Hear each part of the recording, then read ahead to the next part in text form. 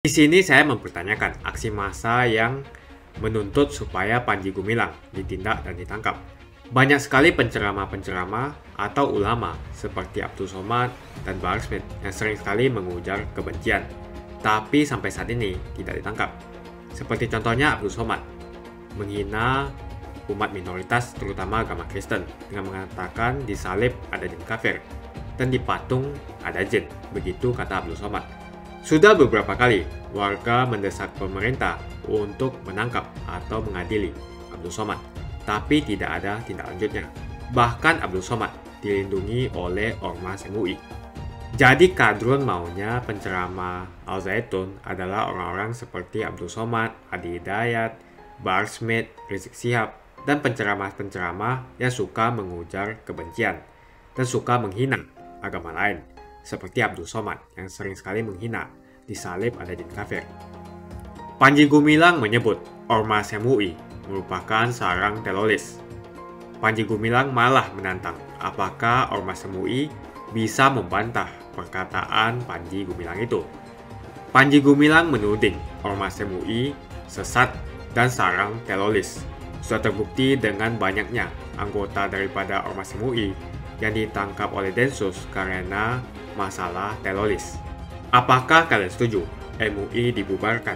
Jika kalian setuju, ayo like video ini sekarang juga. Jangan sentuh Al Zaitunnya, Panji Gumilangnya ini yang mesti disentuh. Gitu. Ya. Nah, Panji Gumilang memanfaatkan posisinya, memanfaatkan koneksinya, telah menang. BNPT-nya belum berbuat kepada dia, negara juga belum, terorisme juga tidak sampai sekarang, maka tanda tanya. Dan yang paling fatal, PPATK perbankan gimana ceritanya orang seperti satu orang bisa buka 256 rekening? Apa nggak ada kontrol di perbankan kita? Ini lagi-lagi menjatuhkan kredibilitas perbankan kita gara-gara seorang Panji Gumilang. 256 rekening gitu loh. Apa? Come on gitu loh. Kenapa nggak baru sekarang diungkap baru? Ini harus menjadi catatan penting buat Densus. Catatan penting buat BNPT. Bahwa masih banyak yang terpapar. Kalau satu dua nih yang kelihatan, berarti di luar sana masih banyak orang. Artinya gini, ini akrobatik daripada Panji Gumilang sendiri. Menurut saya Panji Gumilang telah menang melawan negara saat ini loh, saat ini. Negara nggak boleh kalah dengan Panji gitu loh. Kenapa saya katakan Panji Gumilang telah menang kepada negara? Karena negara nggak mengambil tindakan yang cukup. Pendidikan, ini pesantren nggak boleh ditutup sembarangan. Ada aset yang mesti dijaga, ada anak-anak yang belum terpapar. Dari pengalaman-pengalaman dan interview-interview yang kita dengarkan, ketika kelas 1 kelas 6 nggak diapa-apain kan, kelas 7, 8, 9 masih santai kan, 10, 11 begitu 12 baru kan, berarti kan masih banyak ribuan, ada yang CSD sudah selesai lulus dan nggak kemana-mana. Ini mesti kita manfaatkan dan mereka juga alumni ini akan tercemar. Kalau lagi-lagi kita ngomong Al Zaitun, Al Zaitun, Al Zaitun, Al Zaitun, saya tuh didatengin lebih daripada 10 kali dengan wali santri. Al Zaitun? Saya. Karena saya alhamdulillah banyak mengajar di mana-mana, tuh didatengin, disangka dianggap lah mungkin seorang tokoh, didatengin, dijemput, udah pakai mobil yang mewah-mewah. Ayo Pak Haikal lihat dulu Al Zaitun, halo Pak Haikal lihat dulu. Saya cuma bilang ini ada yang nggak beres sebelum tercium rame-rame. Ini ada yang nggak beres. Lihat saja satu saat, pasti sepandai-pandai tupai melompat pasti akan jatuh. Satu saat Panji Gumilang pasti akan masuk ke penjara. Itu keyakinan saya. Kenapa? Karena kita udah dari awal udah mencium bau itu semua gitu. Tolak itu disuruh nginep, disuruh datang, dan yang suruh saya itu wali santri. Saya bisa menyebutkan siapa wali santri itu cuman karena nggak enak, karena menjaga dia. Terus saya bilang, kenapa nih kamu hubungin saya terus gitu loh.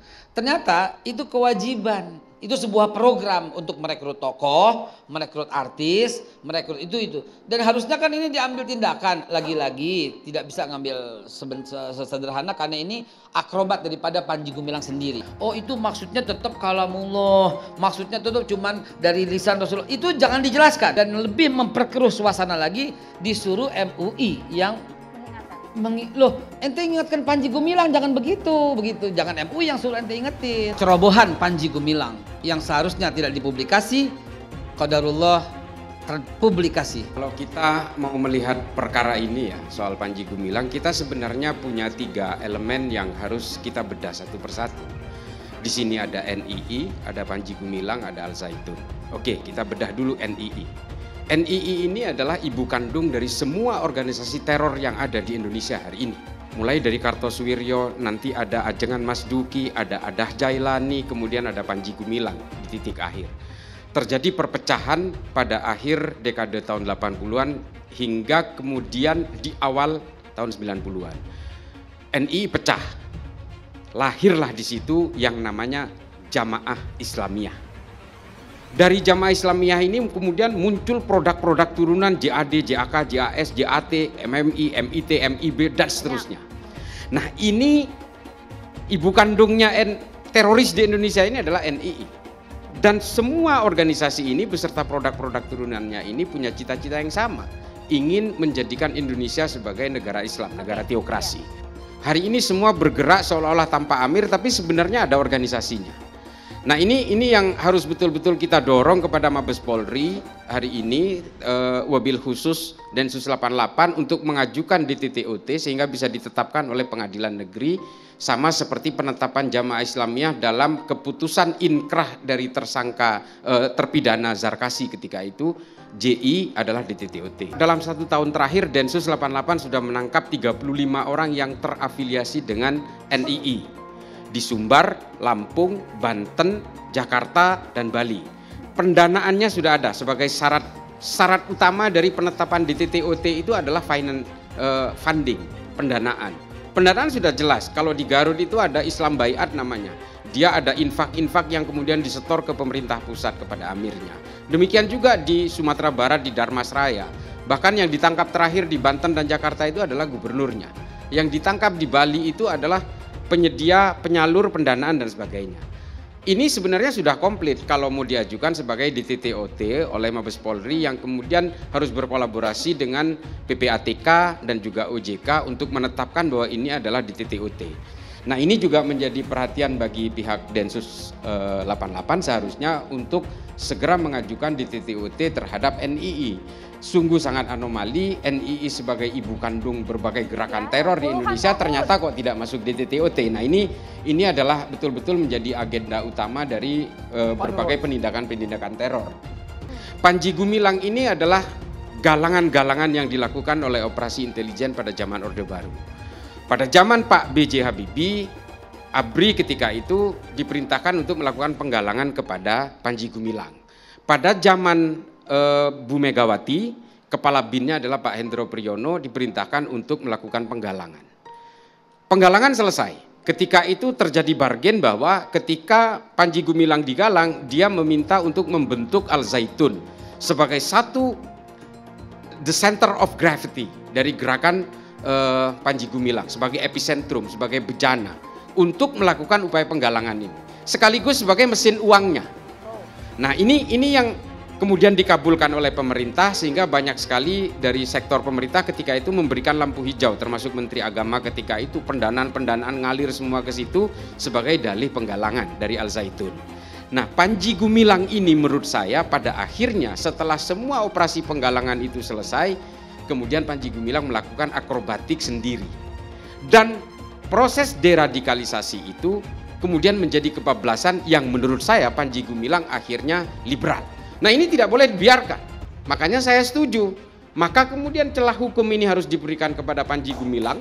Maka kemudian ruang pengadilan ini adalah satu-satunya cara bagi ruang demokrasi untuk membuktikan apakah dia betul-betul menista agama atau tidak. Al Zaitun ini adalah suatu lembaga pendidikan dengan santri existing yang jumlahnya ribuan dan alumni yang jumlahnya ribuan. Dan tentu saja bagi suatu firqah, bagi satu harokah-harokah politik ini sangat seksi. Kalau kemudian ada orang yang bermain di dalam ini untuk sebagai alat untuk meraih kekuatan-kekuatan elektoral mungkin saja. Mungkin. Tapi kalau orang-orang seperti Pak Hendro yang hari ini sudah inaktif dari kegiatan intelijen, saya tidak percaya bahwa dia juga menjadi backing. Dan ini terbukti juga diutarakan oleh Pak Hendro dengan berbagai klarifikasi. Menurut saya sudah selesai. Pak Hendro sendiri kalau ditulis oleh salah satu media kemarin dikatakan dia menjadi backing, saya nggak percaya. Pak Hendro sudah selesai. Pak Hendro juga sudah bukan siapa-siapa lagi. Kalau kemudian dia pernah menggalang Panji Gumilang dan juga memberikan lampu hijau untuk pembentukan Al Zaitun sebagai satu bejana proses penggalangan itu, iya. Tapi setelah itu kan sudah selesai. Dan berbagai operasi intelijen itu sudah selesai. Hari ini menurut saya adalah satu galangan-galangan yang kebablasan, sehingga Panji Gumilang ini betul-betul sudah di luar kendali dan menjadikan kantong-kantong NII yang tersebar di berbagai wilayah di luar Zaitun itu dia buat satu momentum tahunan, satu Muharram namanya, sebagai alat konsolidasi, sebagai alat tambang uangnya dia sampai sekarang. Nah, inilah NII itu. Makanya kalau melihat pemikiran Panji Gumilang hari ini, dia masih dikaitkan dengan NII, saya nggak percaya.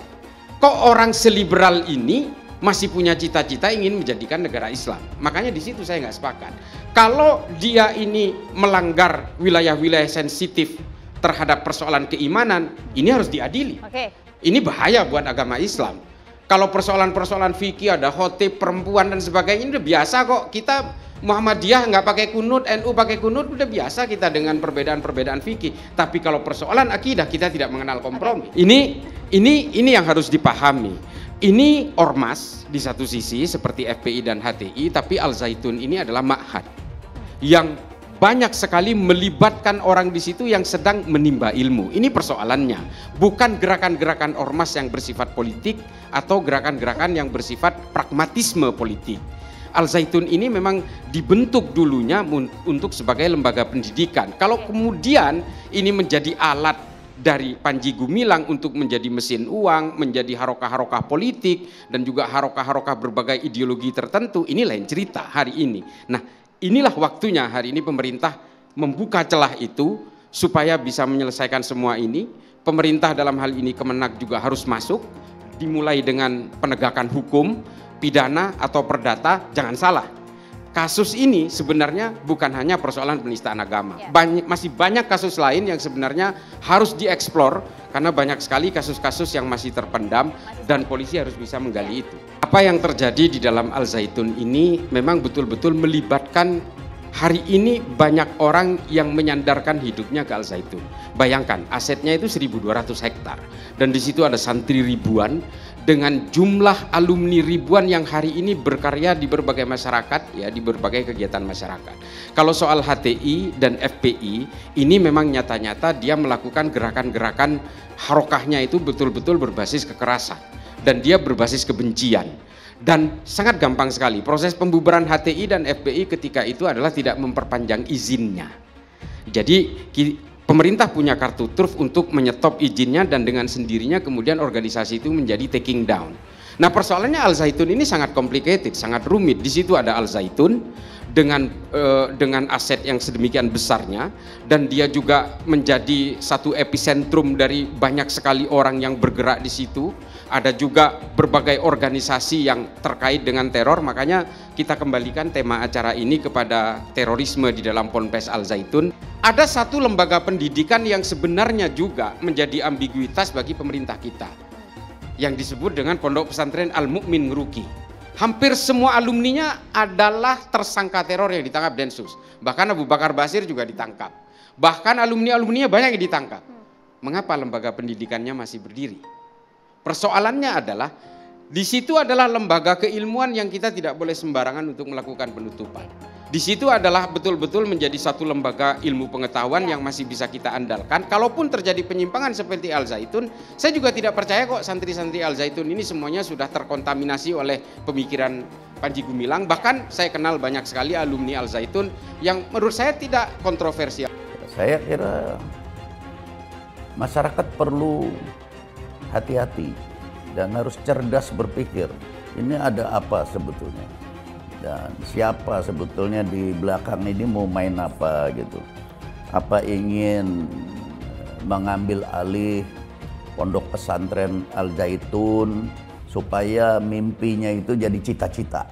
Cita-cita kan fisiknya ada gitu, jadi nantinya ada, wah secara fisik nih saya jadi punya ini gitu. Kalau yang kepengen ngambil itu kan begitu. Kalau punya ini maka mimpi saya jadi betul-betul jadi cita-cita.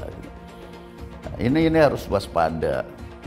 Ya mudah-mudahan kalian semua selamat di dalam hidup ini bernegara dan berbangsa.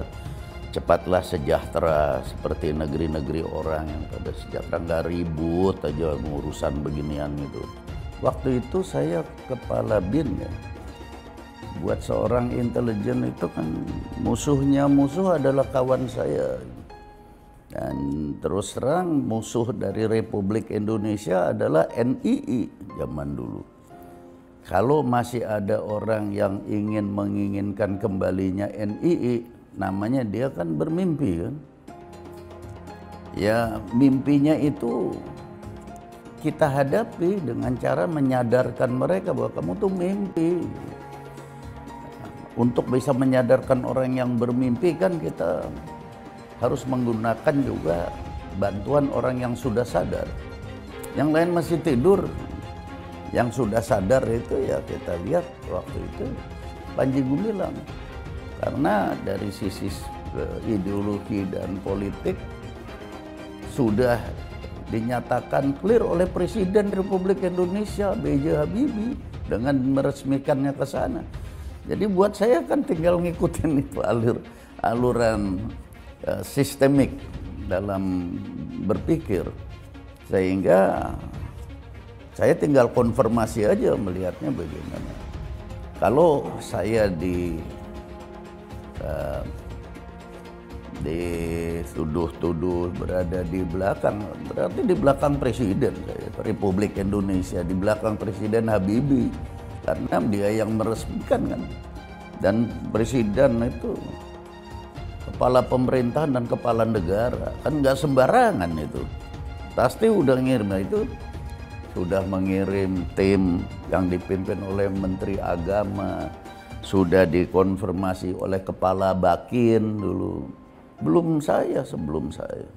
Saya waktu itu Menteri Transmigrasi dan Pemukiman Perambah Hutan. Ketika saya jadi Kepala BIN, ya saya kan dasarnya itu. Ya, dan saya juga ke sana, saya tinggal konfirmasi aja bahwa dasar yang bahwa kesimpulan yang diambil pada masa lalu oleh presiden yang lalu, saya anggap ya tentu tidak sembarangan. Orangnya bego, kan presiden juga punya tangan banyak, apalagi beliau ketua umum ICMI kan gitu. Jadi saya rasa, saya percaya itu, sehingga saya juga selidiki dan tidak ada apa. Fokus saja, sekarang Panji Gumilang itu bukan berhadapan dengan Majelis Ulama Indonesia, tapi berhadapan dengan umat Islam. Itu harus dipahami. Ini kan seolah-olah diciptakan bahwa Panji Gumilang berhadapan dengan MUI. Kenapa berhadapan? Wong kita minta melalui surat ya untuk tabayun, apa benar sih yang disampaikan? Surat pertama dijawab. Nanti tunggu tahun 2024. Betapa panjang, sedangkan kegaduhan itu sudah tercipta sedemikian rupa. Bahkan letupan-letupan demo sudah makin besar. Tapi nggak apa-apa, Majelis Ulama itu penuh orang-orang yang sabar, tawakal. Kita kirim lagi surat yang kedua, tidak direspon. Nggak sampai di situ. Kita juga datang ke sana, ditolak. Maghrib itu datang ke sana ditolak. Kemudian masih belum, ini juga kita masih bersabar juga. Ikut tim, yang jadi tim kan juga MUI Jawa Barat. Panji Gumilang kita rangkul, tabayun kita rangkul, malah dipukul. Kewajiban bagi Majelis Ulama Indonesia dalam rangka himayatul umat, melindungi kepentingan umat untuk tidak terpapar dengan pemikiran-pemikiran dan pemahaman-pemahaman agama yang menyimpang. Itu tugasnya Majelis Ulama Indonesia. Kita adalah mitra pemerintah. Nah, pemerintah sekarang sudah meminta kepada kita lewat Mabes Polri, yaitu meminta fatwa. Ya tentu saja fatwa itu baik diminta atau tidak diminta, ya kami kewajiban untuk menyampaikan, untuk bisa meluruskan kembali apakah ucapan, statement yang diunggah oleh Panji Gumilang yang menyatakan bahwa Al-Quran adalah kalam atau ucapan Rasulullah itu benar.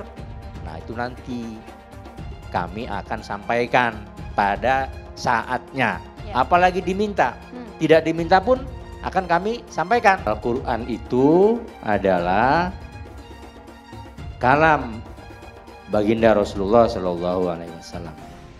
Dia mengatakan Al-Quran itu bukan firman Allah, tetapi kalam Rasulullah. Nah, boleh berpendapat. Tadi kan disampaikan, pendapat itu bebas, dijamin oleh Undang-Undang Dasar 45, pasal 29.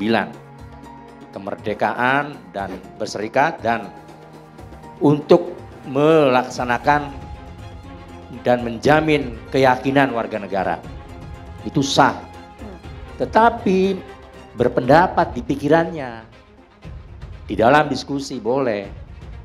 Tapi ketika dia melontarkan suatu pendapat ya di publik, poinnya adalah mengingkari rukun iman. Karena Al-Quran itu bukan firman baginda Rasul, tetapi Al-Quran adalah kitabullah, firman Allah yang diyakini oleh semua mufassirin dan jumhur ulama. Tidak ada perbedaan.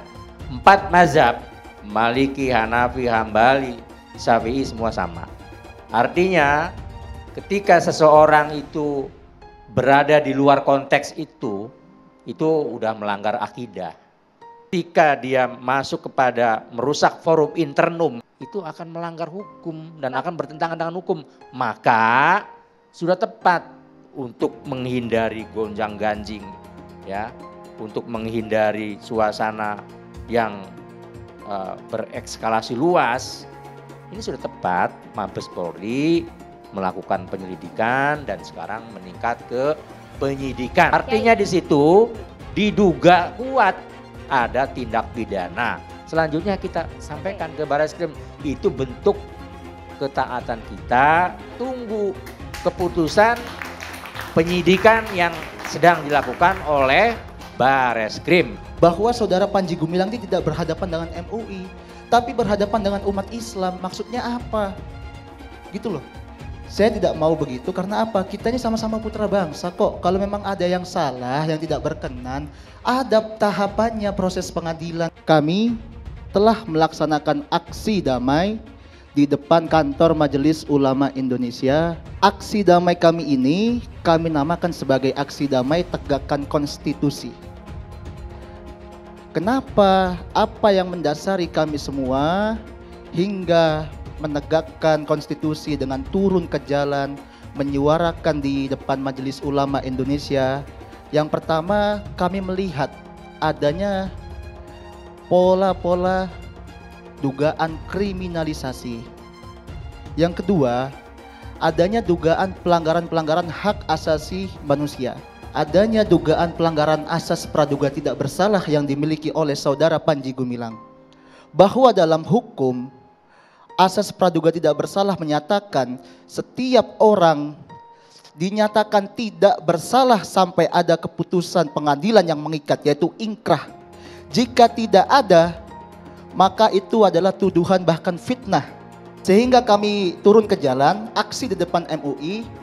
Saya melakukan aksi itu, mengajak kepada teman-teman semua, sudah yang kemarin-kemarin demo sampai ada beberapa kekerasan dan sebagainya, cukup.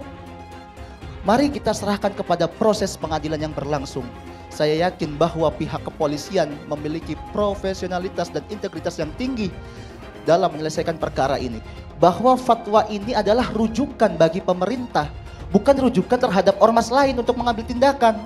Sehingga ormas-ormas lain jangan mengambil langkah, ini kan yang salah. Pergerakan-pergerakan demikian ini harus diredam, tolong diredam. Jangan sampai umat yang sudah agama bara ini kita tenangkan saja. Makanya kemarin kita beraudiensi itu tujuan kita begitu dengan MUI. Kan ada dugaan-dugaan. Yang pertama itu adalah bercampurnya soft sholat yang diduga. Dugaan-dugaan yang mengarah kepada kesesatan ya Pak Kiai, Pak Ustadz, Cak Islah. Nah, yang kedua, Panji Gumilang bermazhab Soekarno. Yang ketiga itu rencana saudara Panji Gumilang untuk menghadirkan khotib perempuan.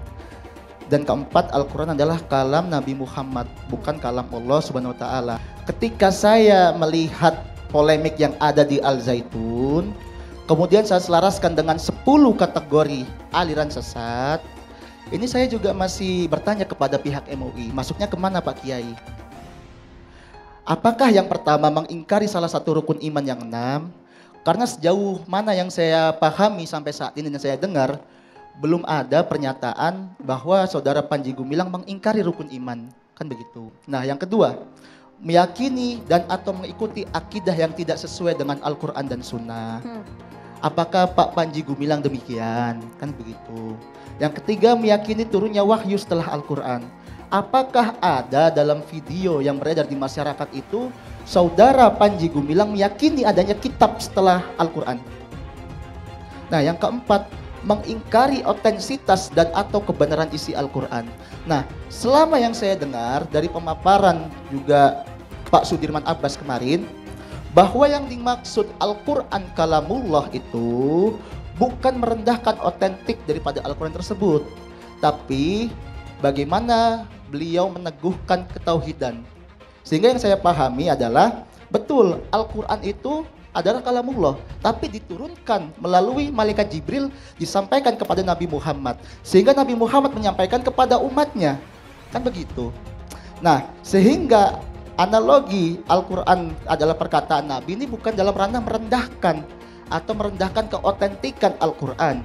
Sehingga fatwa MUI ini sebagaimana yang dijelaskan oleh Prof. Kiai Utang Ranuwijaya sebagai rujukan kepada pemerintah. Nah, di sini kami sepakat. Sudah rujukan, sampaikan kepada pemerintah, biarkan proses hukum berjalan. Jangan polisi ini, Bareskrim Polri ini diintervensi dengan adanya gerakan massa dan gerakan massa yang lain, apalagi penggiringan opini, sehingga menyebabkan adanya cacat dalam berpikir dalam kaidah hukum. Pak Kiai Panji Gumilang juga sesama Islam, kan begitu. Apalagi kita sesama Islam diajarkan untuk ruhamah bainahum, kan begitu Pak Kiai. Nah, adapun kemarin kita sampaikan kepada MUI itu, yang pertama kita mengingatkan juga kepada masyarakat bahwa Indonesia ini adalah negara hukum. Pancasila merupakan sumber hukum negara. Kan begitu. Apalagi dalam Pancasila kita diajarkan kemanusiaan yang adil dan beradab. Bagaimana kiranya kita menjadi orang beradab jika orang mempunyai perbedaan pandangan, kita demo habis-habisan. Bahkan yang kita demo ini malahan pondok pesantrennya. Harusnya jika memang berbeda dan diyakini dan diduga ada kesesatan, serahkan kepada pihak kepolisian. Oke. Pancasila Soekarno, ketuhanan ada di pantat. Anak Tuhan dari mana? Kalau Yesus anak Tuhan, bidangnya siapa?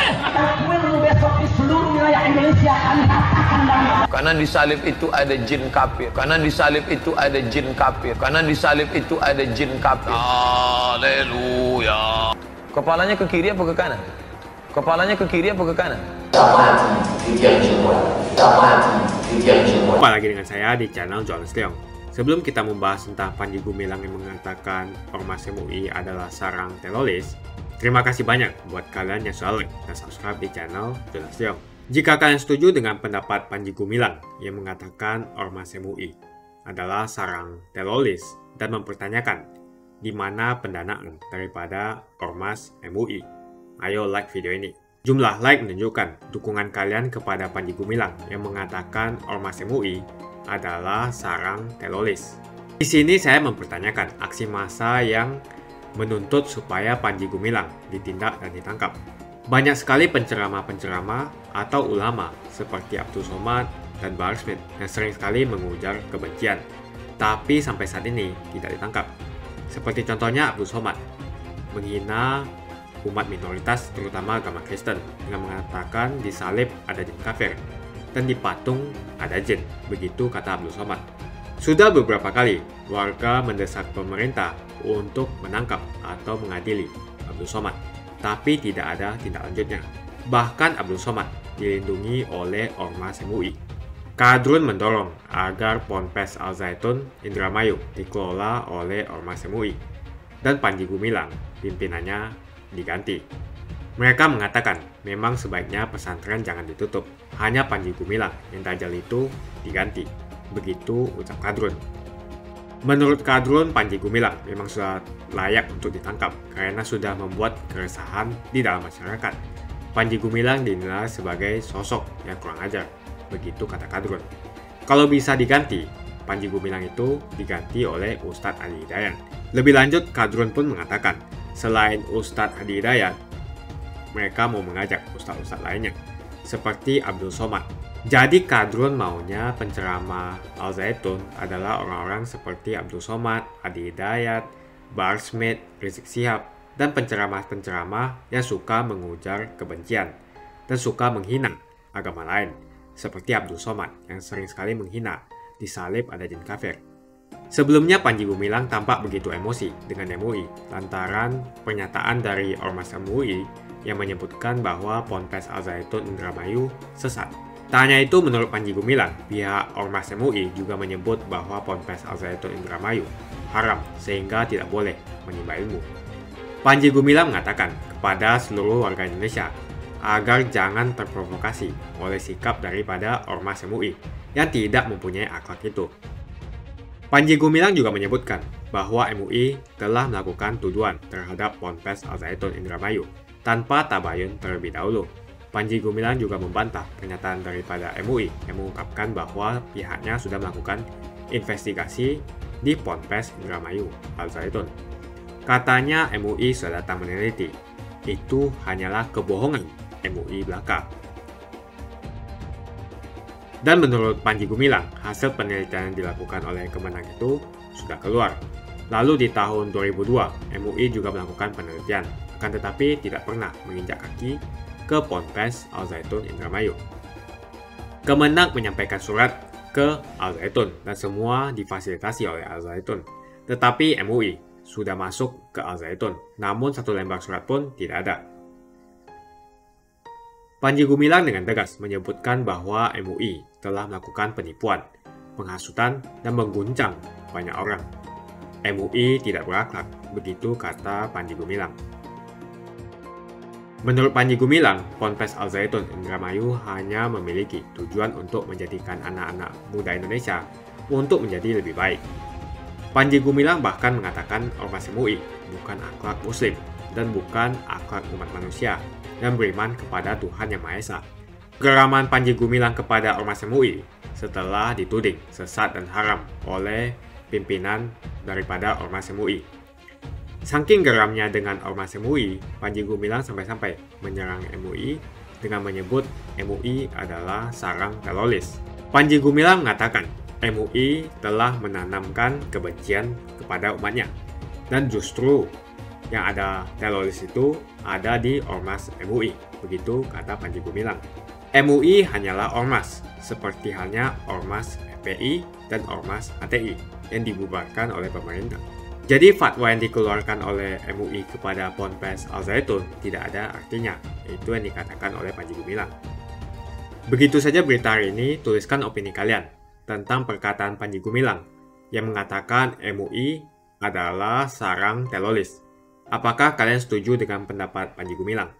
Jika kalian setuju, ayo like video ini sekarang juga. Jumlah like menunjukkan dukungan kalian kepada Panji Gumilang yang mengatakan Ormas MUI adalah sarang teroris. Apakah kalian setuju MUI dibubarkan? Jika kalian setuju, ayo like video ini sekarang juga. Panji Gumilang mengatakan bahwa sudah banyak anggota daripada Ormas MUI yang ditangkap karena urusan teroris. Dan ini menunjukkan bahwa MUI merupakan sarang teroris. Begitu saja video hari ini. Jika kalian suka dengan apa yang saya sampaikan, pastikan Anda semua menekan like di video ini sekarang juga. Dan bagikan video ini ke teman dan family Anda, supaya mereka semua mengetahui tentang informasi ini. Tekan tombol subscribe dan bunyikan lonceng notifikasi, supaya kamu tidak ketinggalan info dari channel John Siliong.